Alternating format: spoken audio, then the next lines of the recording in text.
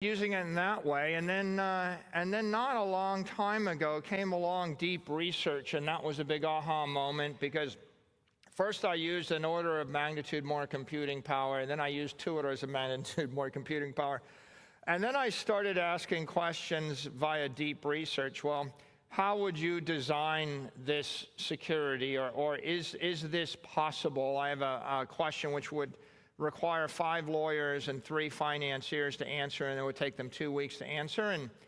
And I would put this chat in deep research mode, and I would grind it, and it would grind through 50 sources and work for 15 minutes and come back. And it doesn't necessarily give me the answer that I can immediately act on, but it gives me somewhere between 80 and 95% of what I need. And then I take that to the finance department. I take that to the legal department.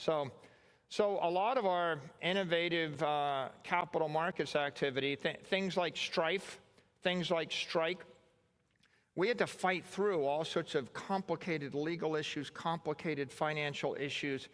You know, we did a convertible preferred stock. It had never been done before. We listed on NASDAQ. It had never been done before. We attached a shelf registration to it. It had never been done before. We made it a perpetual dividend, good for 1,000 years. It had never been done before. We created a perpetual call option. It had never been done before. We put a shelf registration on it, never been done before. Now, when you go to 25 professionals with 30 years experience, say, I want to do 20 things that have never been done before, and I want to do them in a hurry. I need an answer in the next 48 hours. Right? That creates a very stressful situation. And what I found with AI is the AI doesn't have a lot of ego. I can ask it a question. I can tell it that's not right. I can tell it that's stupid. I can disagree. I can work through my issues. And then after I've gone through 20 iterations, which would have ground human beings into a pulp, you know, I can then take the 95% answer to the finance team and the legal team and the bankers and the market and say, I think this is plausible. And I don't just share the result, I share the link. I say, go into the chat, you know, I've uploaded 27 documents. I've actually had to grind through case law of every public company that's ever done this before. I've analyzed the finance. I think it's more likely than not this will work. And at that point, when you've taken the process to 95%, you can then get to a result and build consensus. And half of AI is about consensus and doing it in a cheerful, constructive way, right? When I'm yelling, I prefer to yell at the AI, right? I really want to do this. No, you can't. Well, what if I do this? No, well, and eventually you get to a point where maybe you can move forward.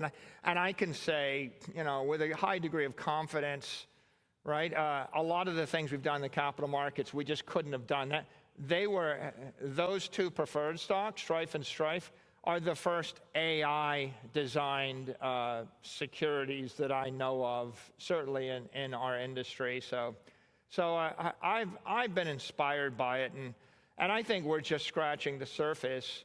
That, you know, the next step will be to go from deep research, which is where, you know, by the way, I went from the $20 a month, you get a few of these things, to the $200 a month subscription where you get unlimited, to the we're cutting you off because even unlimited, we think you're burning our silicon.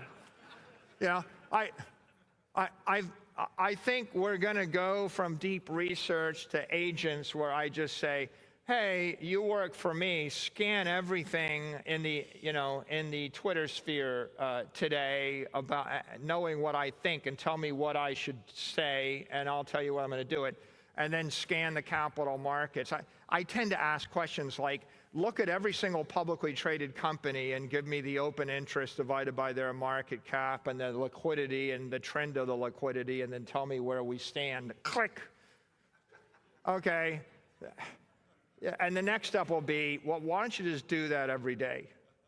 And then, you know, so what I think I've learned is we're going to consume exponentially more silicon and exponentially more electricity and digital power because that's the way you break through to the new idea and the new market. And you just can't go the 20th century way. You can't even do things the way we did it 3-4 years ago. In the words of Magnus Carlsen, it's too weak, it's too slow. You have to be faster and stronger and smarter.